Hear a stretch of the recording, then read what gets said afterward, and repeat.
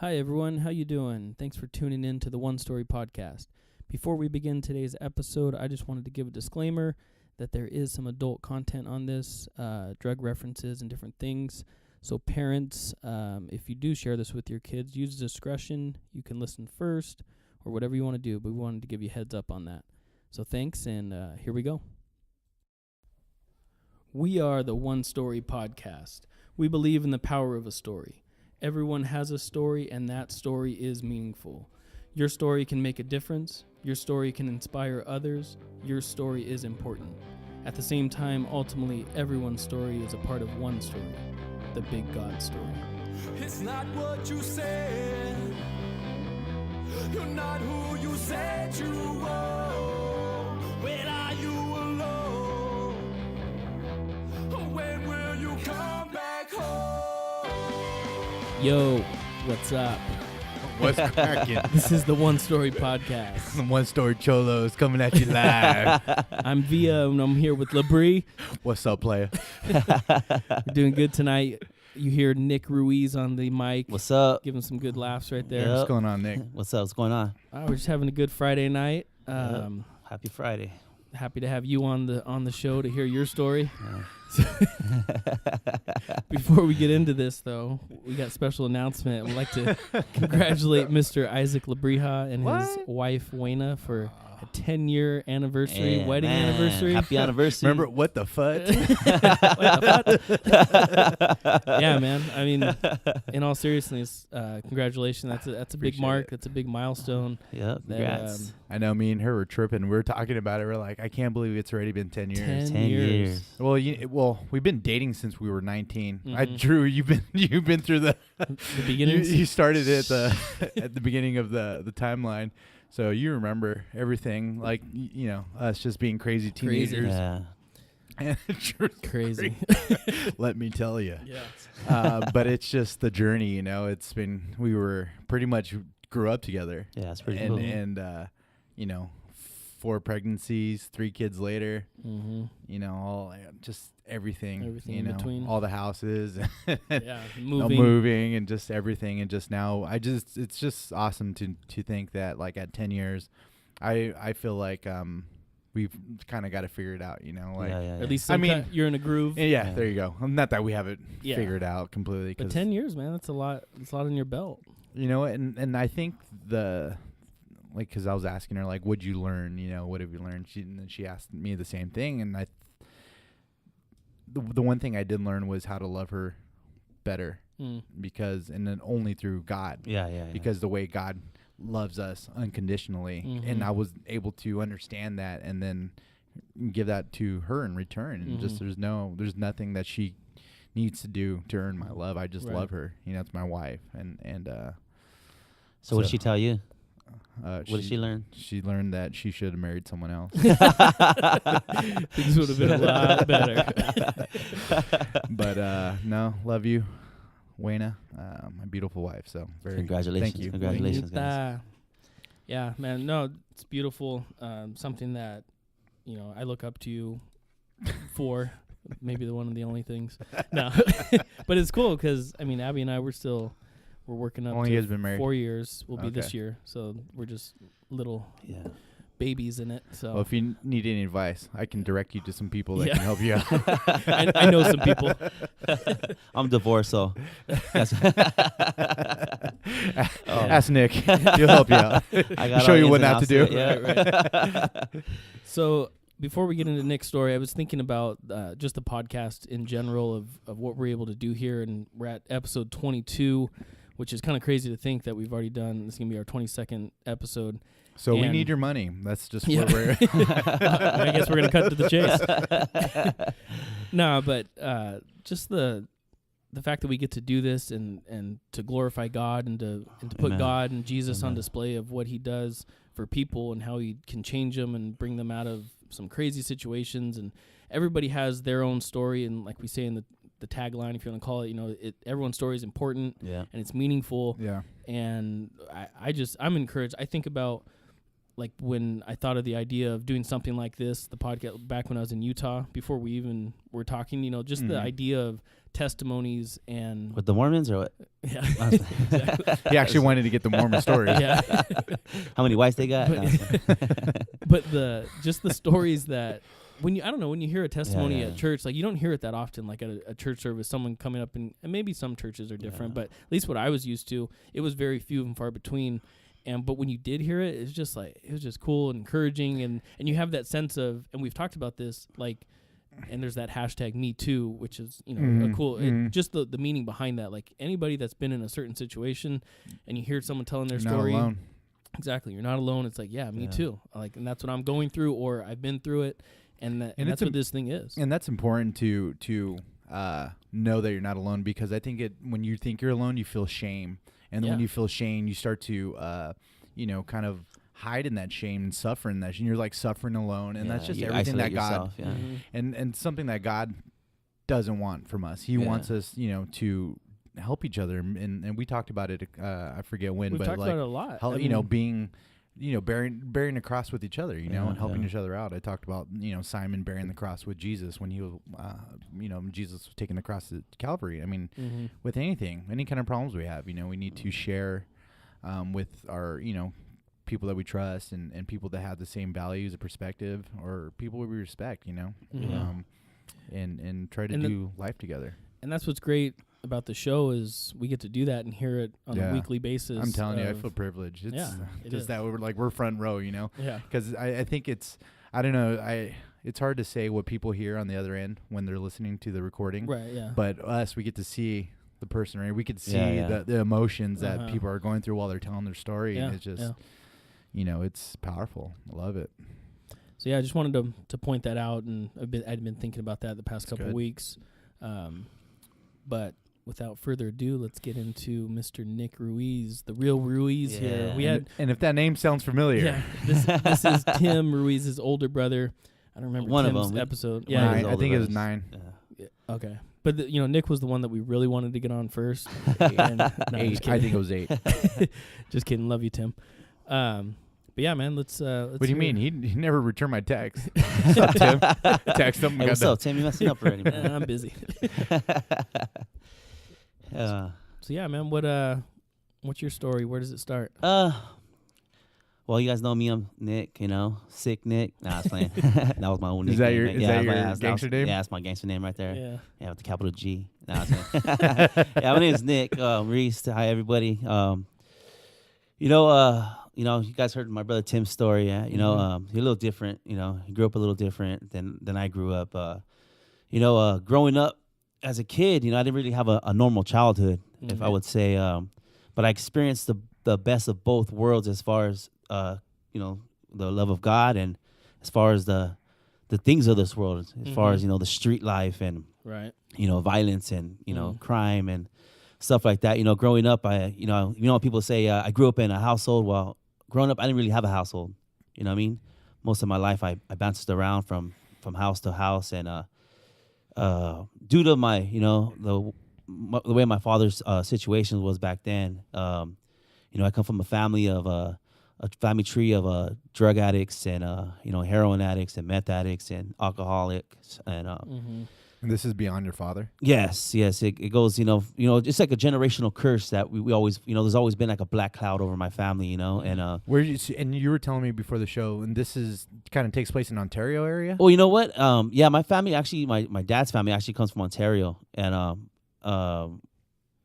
out there in Ontario, my grandpa, they grew up out there and stuff like that. And my mom's family, they started off in Watts, and then they migrated to Norwalk, and then they migrated to Sanger. So it's like, Sanger, my family's California. been here like, generations, So, you got that, like, that Chicano lifestyle, if you would say, Yeah. So like your grandparents on your dad's side grew up in Ontario or lived in Ontario. Yeah. And was there like gang stuff back then? Yeah. There was they live in a pretty rough area over there. I didn't grow up out there, but I lived out there, just recently actually. There's a lot of drug infested area, a lot of things, it's everywhere though, you know what I'm saying? So but I like the patriarch and the matriarch part, like we're your family like the kind of that family line. And then what you said that it's generational. Yeah, it's like stuff that, I was raised. You know, people say like, oh, I didn't choose a thug life. The thug life chose me. You know, stuff like that. Well, it's kind of we were born into this. You know what I mean? So it's like, it's normal. I was actually born into this kind of lifestyle. You know, like just growing up. Seeing my dad. Do a lot of crazy things. He was a good, loving dad, but just he struggled in a lot of addictions. And a lot of it was, drugs and violence. I used to see them as growing up. Him beating my mom. I mean, not literally, like not slapping her. I mean, beating her until she went unconscious. Things like that I seen. Wow. So I grew up, with a lot of hate. And a lot of depression. And how old were you? I mean, this was just. Oh, this is pretty much my young childhood growing up. Mm-hmm. Since the day I can remember till until my mom left my dad. Mm-hmm. But even though after that, my dad was still that same person, like I said, he was a loving dad. He knew God, and there was times growing up that he was serving God, but it was always back and forth. So because pretty of much the things he struggled with. So in which capacity did he know God? Was it through like Catholicism or no Christianity? We actually like my mom's family and even my dad's family, we come from a background of Christianity. My mom's family, they come from more of a radical as far as Christianity, like apostolic Pentecostal. They dress different. They wear the long skirts. They don't wear pants. They don't wear makeup. They're kind of they're radical. As far as that. So we always I don't talk back about religions, but I remember one of my friends that I went to a Catholic church and it kind of spooked me out because I never been in a Catholic church, so I never was raised Catholic. I was always raised Christian, and I was always raised to hear people speak in tongues and being filled with the Holy Spirit. But I've always, like I said, I was brought up actually in the streets. Growing up, I always say like I used to bounce from house to house, me and my brothers, and sometimes we would get separated. What area was this? Is this Almani? No, we actually. I can say. I'm just trying to remember what I can say I went to 30 schools growing up. Damn. 30 schools. I can honestly say I lived in Pico. I lived in La Puente, in Bassett, Pomona, Ontario. We lived in West Covina. I can go on for days. All the cities that I grew up in, even up north, Phoenix. We lived everywhere. So that must have been tough. Never really having. I never really had like a group of friends. Maybe. Yeah. Or Only until I got a little older. But we'll talk about that later. So. My whole lifestyle was just, chaotic. Yeah, it's just I didn't really know what it felt to have your own home and grow up. There was sometimes points in my life where we did have a house and it was going good. We were going to church, but like I said, my dad always struggled with addictions and stuff like that. So it's like I said, that generational curse that my family we go through. But like so you were, not to cut you off, but you were saying that you kind of dealt with a lot of anger. Yeah, a lot of, and that was primarily directed towards your dad? No, I love my dad. I actually wanted to be like my dad. No matter how bad he was and no matter what, I've always looked up to my dad. I wanted to follow in his footsteps, like all the time, even if it was a crazy life, Right. What about like when him and his relationship with your mom and like kind of that craziness? How did that make you feel? You know what? It just, when you're young, you love your mom and your dad, so you don't really want to choose sides, but like, it's like when my mom left my dad finally, when she got with my stepdad, I was still young. I was still a young age, but I didn't know how it was to see my mom with anybody else. So I chose to live with my dad. You're angry. Yeah, even if most of our lives, we lived in motels, we slept in cars, we lived in homeless shelters as kids. We've seen this, and then we'll go live with the aunt here for a little bit, but most of the time we survived off my dad's women. My dad was he had a lot of women in his life, and that's how we grew up. He would use women, you know what I'm saying? So, he would use us, and the women would see, like, he would meet off in the streets, we'd be on the bus, or we'd be anywhere, and my dad just had that way about him where he would just talk to girls, and next thing you know, we're living in their house. We're living in their house. They're buying us clothes, they're taking care of us, they're feeling sorry for us, and he splits in their car, and he won't come back for 2 weeks. Leave us there, and he'll call us and be like, "Hey, meet me right here at this time." Boom, get in the car, meet him right here, and then we go to another girl's house.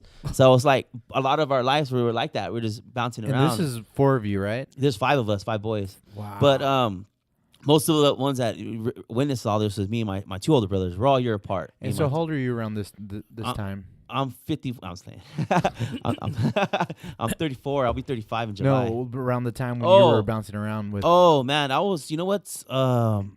I was still in elementary and stuff like that. But around 10 years old. Yeah, but I've been bouncing around still to this day. You know what I mean? Like it's been hard for me. Like I'll get there. So it's like growing up, and then my mom, she was a good mom. She was a good mom, but it's just my dad put her through a lot. You know what I mean? And it was hard for her just to raise us, because she fell into a lot of depression, and she had nervous breakdowns and stuff like that. Just from the seeing my dad do all these things. Even me as a kid, I see my dad with different women all the time, and hotels, and seeing drugs, people using drugs, and seeing all this lifestyle growing up is like, man, this is the street life, and I'm a kid, I'm experiencing it.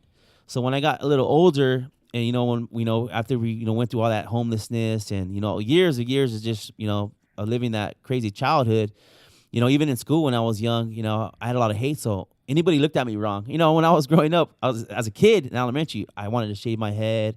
I wanted to wear baggy clothes, and I wanted to be a little gangster, And anybody that looked at me wrong, I would always fight. I would always get in trouble. Growing up, honestly, like I've been kicked out of schools as a young age, and a lot of families like, why are you like this so much? I just don't like being disrespected. And, I even grew up like poor, so we didn't have like a lot of clothes and stuff like that. So, people, back in those days, people make fun of you. Yeah. So I'll just crack them in the face. So it was like, that's the way I was brought up, but, but then, I experienced, the love of God. I remember one time I was living in Fresno, actually, and I was living with one of my aunts, bless her heart. She was there to open the doors for us. And, we went to a church up in Sanger, and that's actually my mom's side of the family. I was living with my dad's side of the family, and I was about maybe like 10 years old, and I remember going into this church, and I was depressed at that time. My parents weren't around. I was living with my aunt. We were just when you're a kid, you don't have your parents, so it's like,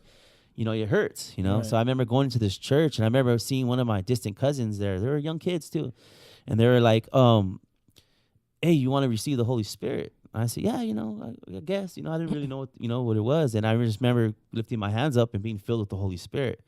So all my life going through all these trials, I've always prayed, you know what I'm saying? So I remember times when my dad would OD, and we were kids, and we would have to revive him. All I remember, I would just pray over him, because I remember those times where I used to go to church as a kid. Oh, wow. So I remember he would OD, or be someone's drug house, and, people in there, all, old gangster dudes, women with missing teeth. Oh, it's just disgusting as kids, I remember my dad would OD sometimes, and I'll be there, and, we'll call the ambulance, and I'll just be praying over him. So I've always had God in my life through all those hard times. Dang.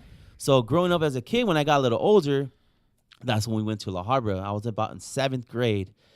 So 7th grade, I moved to La Habra, and I came from pretty rough areas, growing up all over, different parts of LA, different parts of, different, cities. And I went to La Habra, and it was like an Orange County city. So I was like, hey, man, this city ain't about nothing, this and that. But, man, you'd be surprised, man, how much drugs is in that city, and how much, I got some good dudes, good friends that I grew up with there, just knuckleheads, and a lot of them that I grew up with, they're in prison and never getting out, So when I got to 7th grade, my mom and my stepdad were like, trying to give us a better life, but I didn't know how to accept it.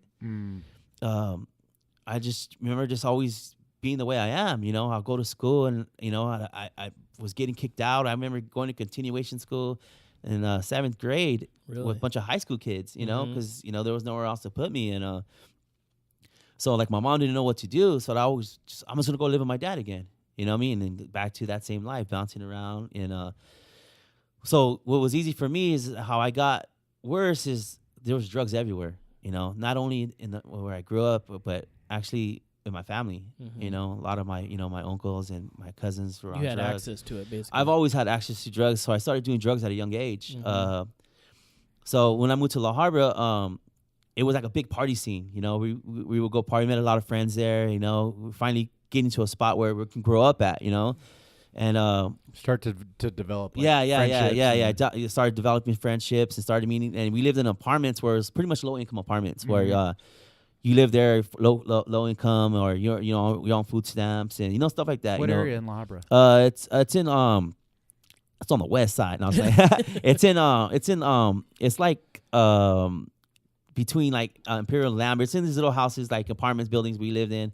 It's little neighborhoods like La Harbor. People go to La Harbor like, oh, they see Walmart. That's not La Harbor. You got to go into the hoods and like, you know, there's a lot of Mexicans there. You know what I mean? It's not, you know, what people think. You know, Guadalajara. Yeah, it's Guadalajara. You know, it's a lot of paisas there, man. But yeah, I grew up right there, and you know, just started making friends, and I just didn't know how to act right. You know what I mean? I didn't know. You know, I gave my stepdad a lot of problems. He was a good stepdad too, and I gave my mom a lot of problems. It's just because the way I was brought up, I'm not used to being in a household. You know what I mean? So the streets was always calling me. Mm-hmm. So me and my brother David, we were real close, and we would always be in the streets. You know, every day, all day. And you know, once we started, you know, getting high, started going to parties, we started experiencing like, you know, what you first started with weed and shrooms, acid. You know, we got to a point where we were even doing Freon out of the ACs. Any normal kid. Yeah, Start any normal. Yeah, start off with acid. Yeah. yeah. So you know, we just took it to another level, though. You know, because you growing up in, you know, in the streets, you know, there's bigger drugs out there. And I remember first time trying, you know, meth, and it just, that drug was mine. You know, once I did it, I was hooked, and it's like, this is my high. You know, And this is high school. this is going into high school. Dang, so Yeah, you're so young. yeah. So we're doing all those drugs. It's crazy. Yeah, so we're like freshman, sophomore year. This is when all the drugs, or like heavy drugs, started coming in. See, and I was thinking about, you know, because we've talked about, you know, La Mirada, and it was like a Drug city. but Yeah. I mean, It's everywhere, and that's City all over. right. People from La Mirada go get the drugs in La Harbor. but the point is, Yeah. you know, like no matter everywhere. where you are, yeah, no matter where you are, can find it's it. everywhere. Because even like when, And I'll like I get, said, just put that to the test. yeah. Well, we're in Yeah. Norwalk. You know, it's Oh, yeah, around the here. walk, the walk is it's out of control right there, Nick's like, man. hold on. I've Show been your- there. So yeah, when I started, you know, was younger, you know, then I started, you know, So after you started doing meth, like then you were hooked. Yeah. and you were doing it. yeah, but like, so you know, we were broke, so you know, we couldn't afford to buy drugs, so you know, I became, you know, I was, even when I was younger, you know, we're living on the streets. My dad showed me how to steal, and my dad was always construction, in and out of construction. So, you know, when we were young kids, he used to have us going to Home Depots and steal the things that he wants us to do. Because back then, if you steal from Home Depot, you can return it without a receipt and get cash back. So we were already trained. So I'm already a survival kit in the Wow. streets. You know what I mean? So like, Yeah. so me and my brother David, you know, Nice we were little good. hustle. Yeah, we were good thieves. Note So that's how we, you know, provided our drugs. You know, I was pretty good at, you know, thieving it, whatever people wanted. I got it. You know what I mean? There's nothing can stop me from getting it. You know, so. So we started, you know, getting in trouble, going to juvenile hall as a kid, and So getting you know, caught. yeah, we were getting and caught that- stealing, and you know, me and my brothers, and then we How get labeled. did that feel to like get arrested and go to I jail, know I already essentially? expected it because, you know, everyone I grew up, everyone in La Harbor, you know, a lot of my friends were already going Again, juvie, it was yeah. normalized. Yeah, it was just normal because, you know, this is a lifestyle I was brought up to. So like, I'm already ready for whatever it's gonna take, you know. So I would, you know, you think like, oh, you know, you see all these movies and like you're gonna get scared. I mean, when you get busted and you're a kid and like you think, oh man, but it's actually, it was pretty fun to me when I went in there, Wow. yeah, because you meet new people and you get new hookups and you meet new connects and you meet like, oh, you know, like I've heard that before. yeah. That like you learn how to like you learn that Yeah. life even better. Even when better, you're- yeah. yeah. So that's real. And then you see people that you know, because you know you're out in the streets every day, and you see other people, and it's like, hey, so I had friends in there, so it was you know, I was okay, you know, Right. as long as you can hold your own, you know. Pretty much, I grew up pretty tough, you know, 5 brothers, you know, the lifestyle of, you know, fighting my whole life. So And I you're the grew- middle yeah, child, I'm the too. middle one, yeah, I'm the middle one. So that makes I was that's the that one part that of it too. my mom probably didn't have no hope in, you know. Yeah, I was destined for failure my whole life, but Oh, man. No. yeah, it's because I was always angry, always always wanted to just, you know. So I started getting involved in drugs, and you know, going to juvie. Me and my brother David, you know, he's my closest brother. We would always be in trouble, and that's my dad wasn't around. My dad was still around, but he was just like, you know, he was remarried, and you know, then I'll go and live with him for a little bit when I get out, and I'll be on probation, so you know, just be trying to go to school, but I always will mess up. You know, it was my whole life was just in and out. And then we got labeled as gang members, and we were on gang terms. So if you can even show up late to your house and they're there after 8, you're going straight to juvie again. So I was always on the run growing up, and always looking over my shoulder, and Dang. you know, just I I wanted to be like my dad. You know what I mean? I wanted to be like my family. I wanted to, grow up, but I wanted to be more than they are. You know what I mean? Even Like, better. yeah, like I was ready to, okay, I'm gonna go to prison. I'm Even gonna better do this. in that lifestyle? Yeah. Wow. Like I was like, my cousins were getting high, and it's like, no one has money. I'm gonna, let's go rob somebody. Mm-hmm. So when I got older, in that lifestyle, my dad would always tell me like, hey, don't want to be like me. So he would always try to help me, and then I would start going to church again when I was a teenager. And now, was he trying to change at that time? Yeah, he was trying to change at that time too. But he probably was aware that what he taught you in the life. Yeah. He used to always apologize to me, because even one time, when I got out of juvie one time and I went to go stay with him, he would always like cry to me, and he would always say like, I'm sorry, like, 'cause, you and your brother David are always in trouble and it's my fault, and he would cry to me, and I'll be like, man, Pops, it's like, to me it's like, I'm glad you showed me this way, because I can go somewhere and I can know how to get my respect. I can know how to handle my own. I can know how to survive when I'm out in the street. So don't even worry about that. Yeah. But he would always be hurt. Like, bam. Were you trying to prove yourself to him too? Like, were you trying to like make him proud by doing those things? No, because I knew it wasn't making him proud. It was actually getting him upset. But before you realized that it was upsetting him, is that something? Because you said you were trying to be a better gangster than he was. Yeah, I was just trying to be like more tougher, just because when I was growing up, I was a kid. I was really a big crybaby. You know what I mean? I got teased a lot because I was always the darkest out of my brothers. And the middle child. Yeah, so I would always. I'm gonna start a support group. The middle child, man. So no one will care about it. No one wants to hear your story, Isaac. But me and my dad, we always had big dreams, and he would always used to tell me like, hey, we're gonna get right, we're just gonna serve God, and we're gonna get a house together, and we're gonna do this and do that. But like I said, he always struggled, and he would always go back to his addiction. And one time, I was in La Habra, and he was telling me, don't go back, man. I'm gonna go party, my homies want to hit me up, and we're gonna go chill with some chicks, whatever. And he was just stay with me, And that was the day that last time I seen him, he went back to his neighborhood over there in Ontario, and died on his uncle's porch. So wow. And he overdosed. Correct? Yeah. So it was just a life of drugs. He died at 35. Actually, my age now, I'll be 35. So wow. I was 16 at that time, 16 going on 17. So I took it really hard. And instead of turning to God, I actually got angry at God. Mm-hmm. So I went all out. You know what I mean? I went all out. I just, I met my, when I was on the streets, I was actually living in hotels, growing up, and running the streets with one of my buddies. And, we were just pulling strong arm robberies, and we took from people, innocent people, and, it became a weekly thing, just running up on people and taking their money, and, getting a hotel for a week and getting drugs, and, just, I don't even care about selling it. If I run out, if I got to pay him back, I just go take money from somebody or take it from some place. And I just started getting real hectic, and just not caring, and running in stores and, seeing their hands get up, and it just felt good, and, get a rush from it. And it's like, I didn't have no care, I was like, okay, if I get caught, I know where I'm going. I'll be okay. I don't care, you can handle yourself. Yeah. So I met my ex-wife, actually. She's still a good friend of mine. We still get along. She's I met her at the age of 20 or 19 years old. Mm-hmm. And I actually met her in Pico. I was staying out there for a little bit because, like I said, I bounced around, and I was staying in Pico actually with my oldest brother.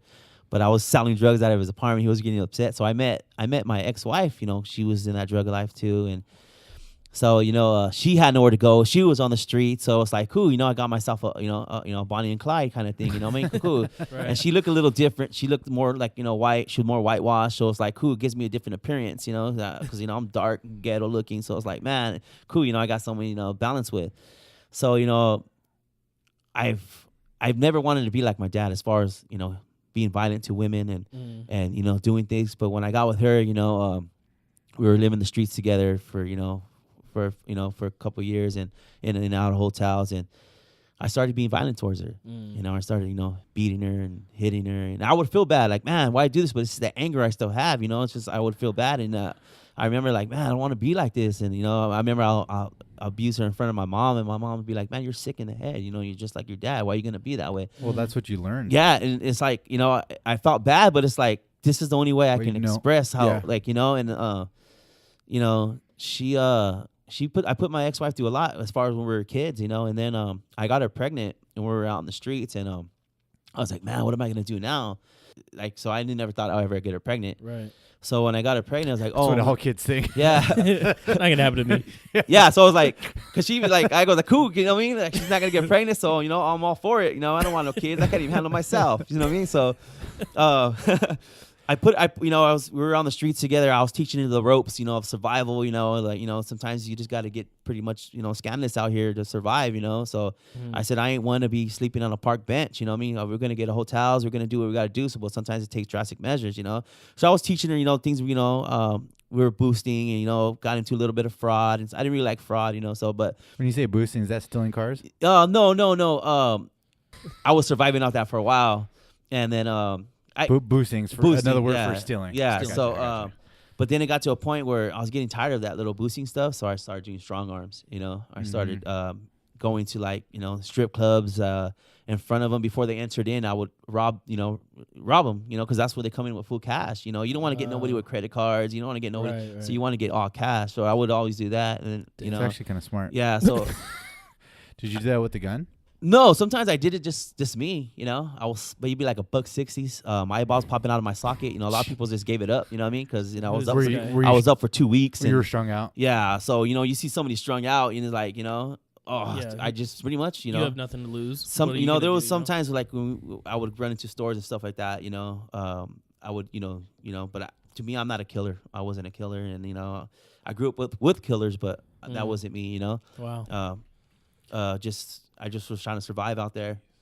And yeah, so when I got my ex-wife pregnant, I got her pregnant, and so I was like, what am I going to do now? You know, what am I going to do now? And my mom was like, she found out. She was, what are you going to do? You're going to be out there in the streets. You're going to have a baby. So my mom actually opened the doors for me, my baby mom at the time, to live with her. So I was like, okay, I'm going to change. So I, you know, I start working with my brothers. My brothers always worked. So I started working with them, and man, I just got even worse, you know, because my mom was taking care of her, and I was just out in the streets. Yeah, it's like, I don't got to worry about her no more. She's pregnant with my kid.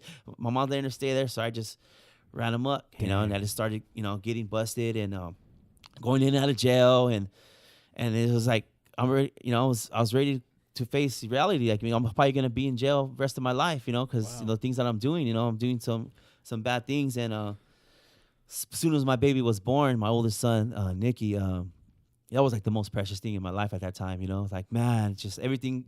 He was just the best looking kid in my life, like, man.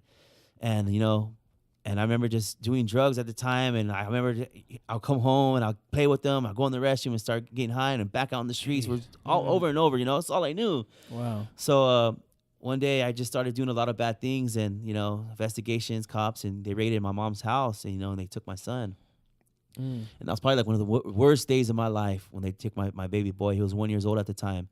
And, you know, the social services took him, and they took me to jail, and they took my ex-wife to jail. And was she involved in what you were doing? Yeah. She was. Okay. We were still getting high. That's why they took my son, because, you know, we stayed in the back room, and there was just drugs. And, you know, there was this. I never got high in front of my kid. I never, you know, but just us being drug addicts, the way we were, you know, we neglected him, you know, and I should have like stopped at the time, you know, but like I said, it was hard for my dad to stop. It was even harder for me to stop. Yeah, it's an addiction that I couldn't get hold of, you know, that monkey on my back chasing that dragon. So I remember just, you know, being in jail, and you know, you don't want to cry in there, you know, but they had my son, you know, so I remember just being angry, you know. I went in there bitter, and you know, so I was in there, and my mom was telling me that, you know, it's going to be hard for us to get my son back. And I'm like, why? You know, just get my son back. She said, well, because, you know, I know some problems went on. So I remember just being in jail. I was in there for a year. And I remember telling God, like, man, God, if you can give me back my son, or give my mom back my son, I'll come out and I'll serve you. And I'll let everything go. You were just at your I was at rock bottom. I was rock bottom. You know, they took the thing that I loved the most was my son, and they took him away from me. And I said, man, if you can do this blessing for me, I'll get out and I'll serve you, and I'm gonna serve you full heartedly, and I'm not gonna stop. You know, so my mom didn't want to talk to me for the longest time, and I remember just writing her, and I told her, like, you know what, Mom, you know, I'm sorry that I used to beat my girlfriend in front of you, and I'm sorry that because I treated my mom too. My mom had restraining orders on me. Like my family didn't want me around when I was growing up. So I told my mom, I wrote her, and I remember telling her like, I'm sorry, Mom. Like me being the way I am, and it's like the streets. I love them. Like I love that lifestyle. I love being out there. I love just doing the things that I'm doing. It has a hold of me, and that's what I love the most.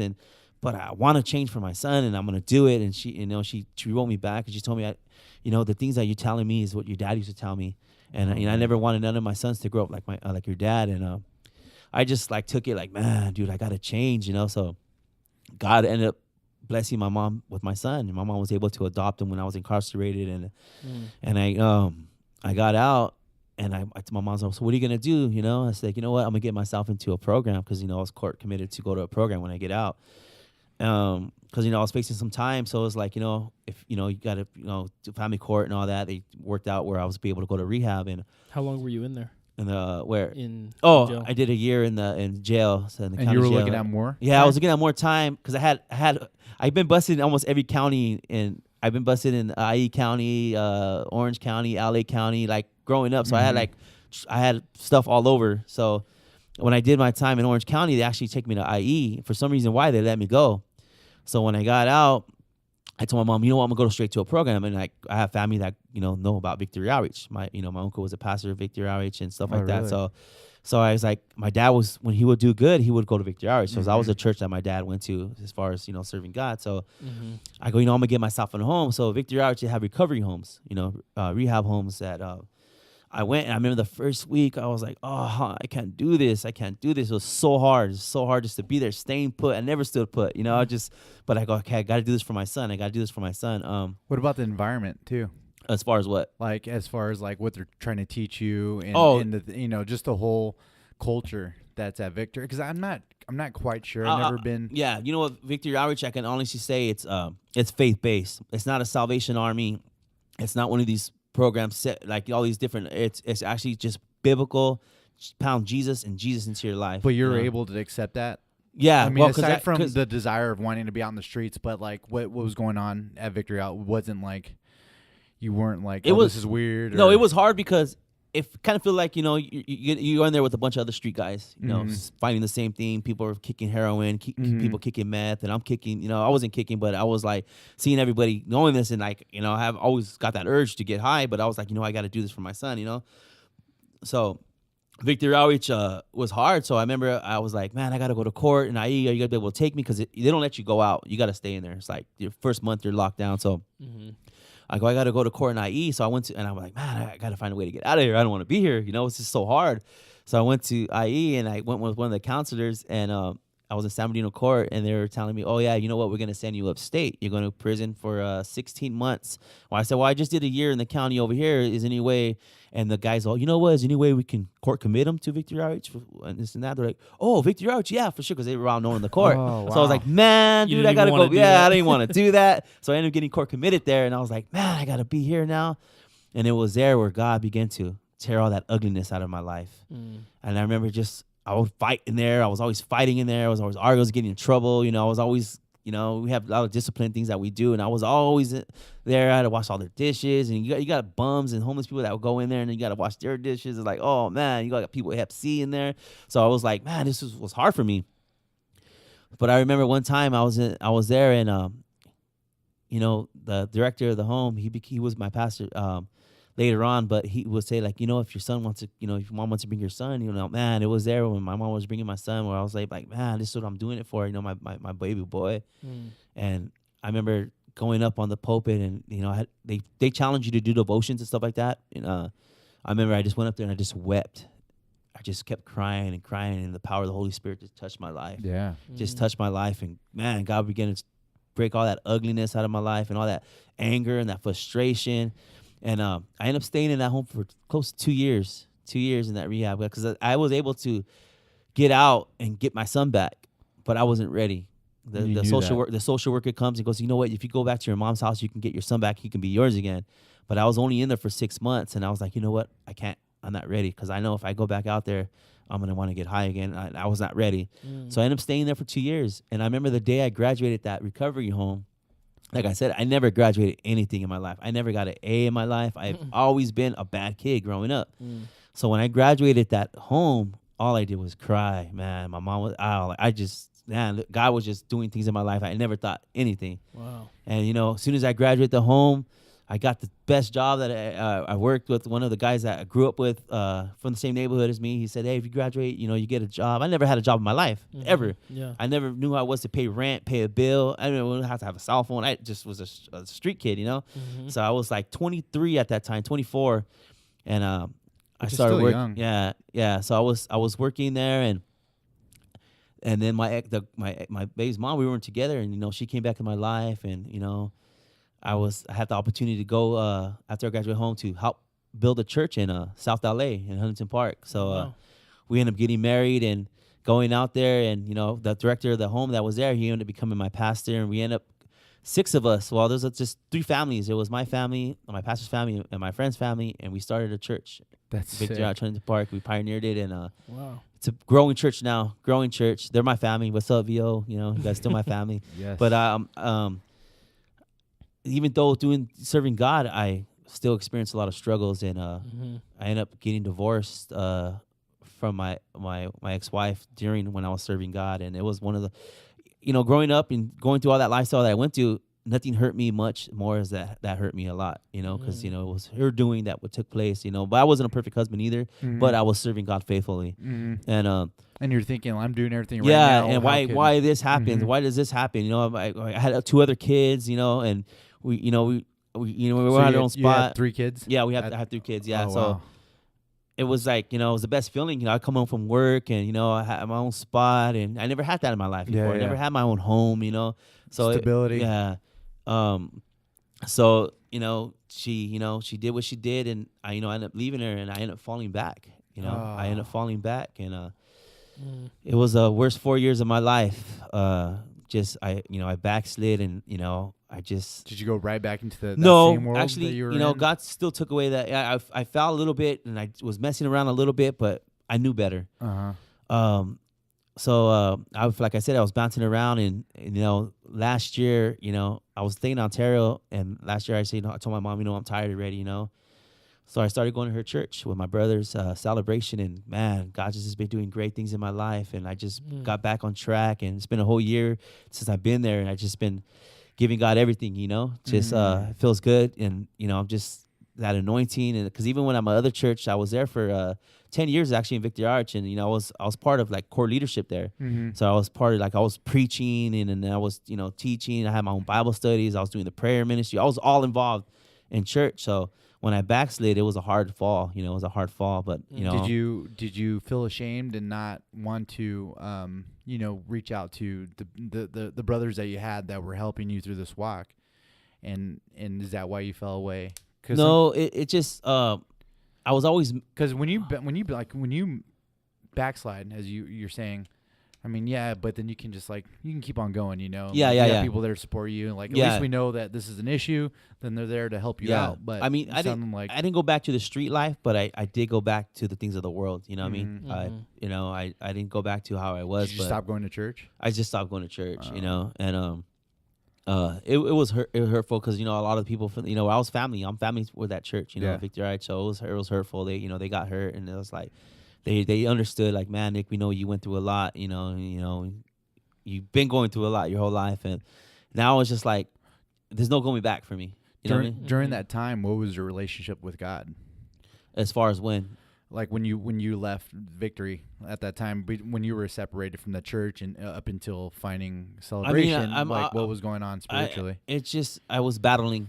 There was some times where God's calling me, and I'll go to church one day, and man, I just would break down. And as soon as I get back where I'm at, just back to the things, it's just a struggle, and it was hard. It was hard because you got to think I was saved from Victory Arch. I was saved almost 10 years there, strong, So going back to the things of the world, I mean, in Victory Arch, we were real strict on worldly music. We were real strict on things of the world. So we were really strict on everything. So it was even it was difficult to even go to church without a tie. You know what I mean? So we were real strict as far as our Christianity and the way we did things, and so it was just a little rough. I've always kept, like I said, even when I was doing bad things, I've always cried out to God. And my friends used to trip out when we were in the streets that before we did, we would go do a lick or we'd go do something, I would pray. Really? Yeah, they were like, "What are you praying for?" I'm like, "Dude, because it's sick in the head." But I used to pray that whoever we take from, I pray that I'll be their karma. Like I say, God, if I'm gonna take from somebody, make sure they did something in the past where they deserve this is coming for them. Wow. And it was sick, but I always prayed though, and I would always ask for God's protection wherever I'm at, whether I get incarcerated or in the streets. I was out in my mind. I was God, just protect me, me, because I seen a lot of bad things that happen in the streets that I don't want to be a victim of.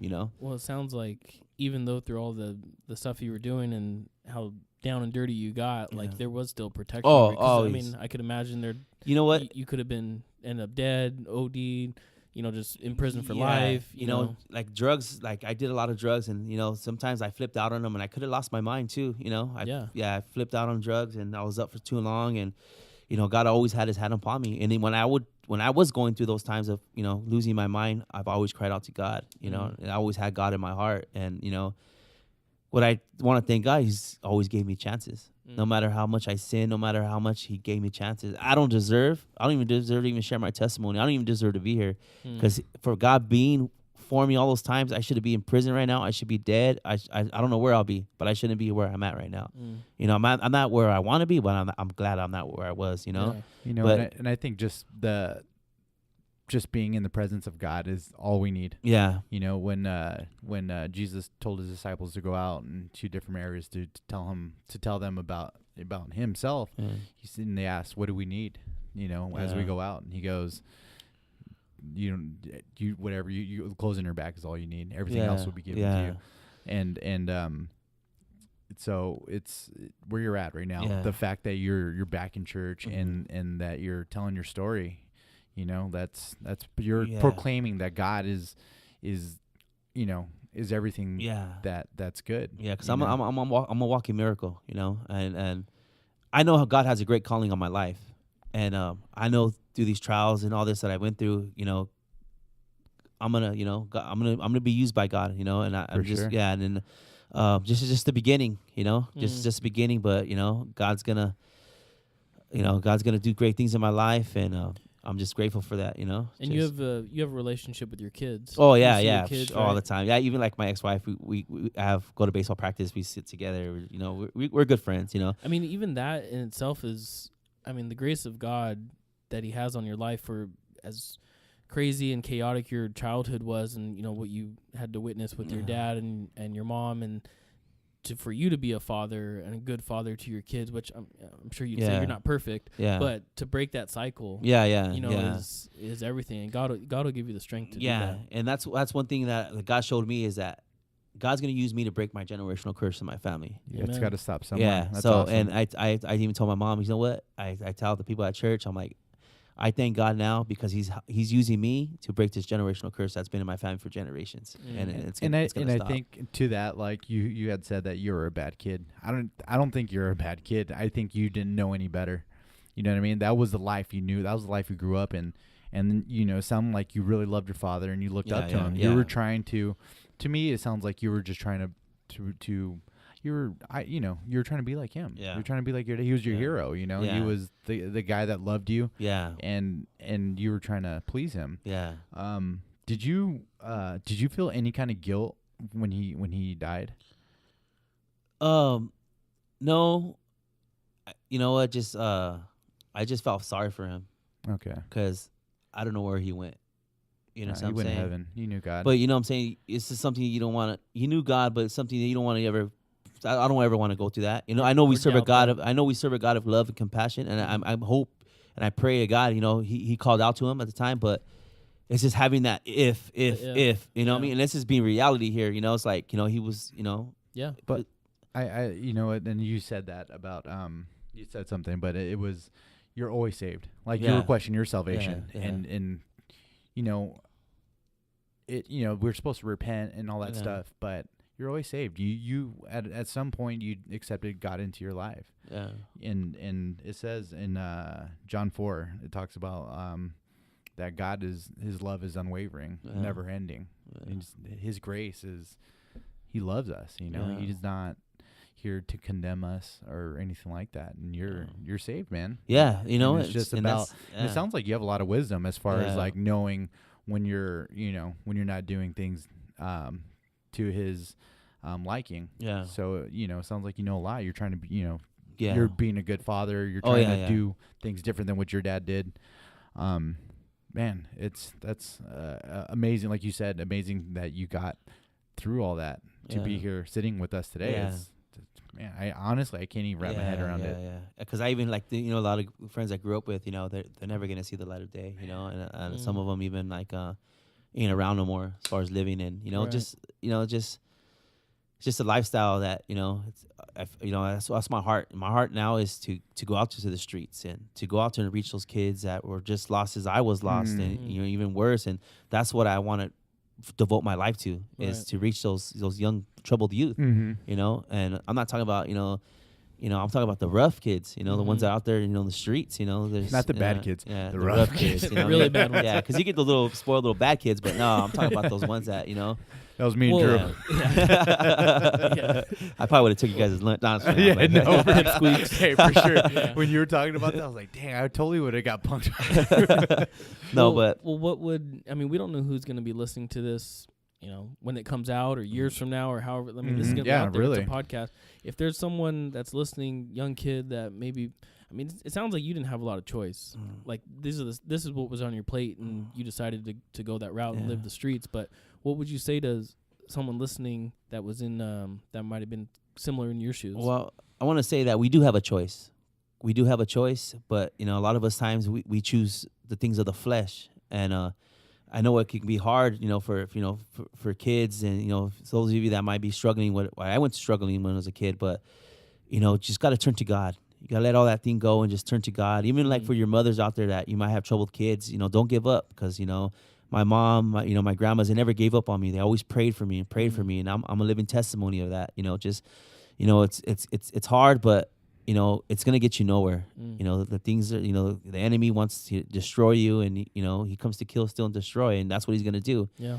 And especially if you have generational curses from seeing your dad on drugs, whatever. But there is a way out, and that's the love of Jesus Christ. You just gotta learn how to surrender and let go and let God.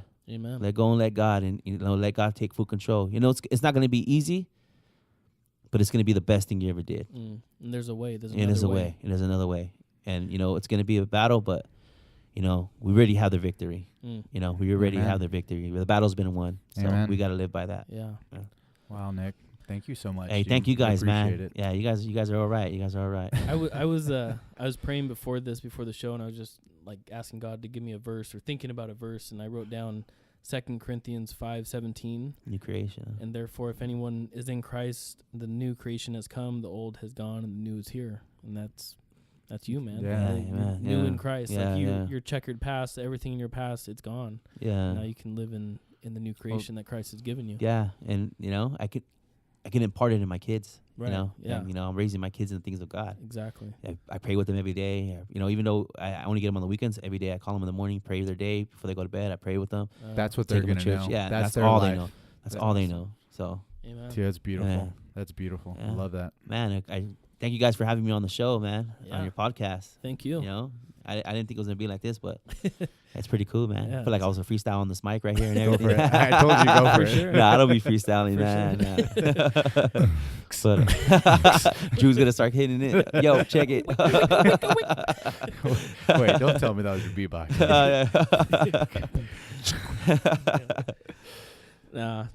Yeah, man. So Yeah. thank you. Thank you guys, man. Once Thank you guys again for And, coming here and sharing your story. Another Yeah. awesome story that, Yeah. man, just God's love for us is amazing. Yeah.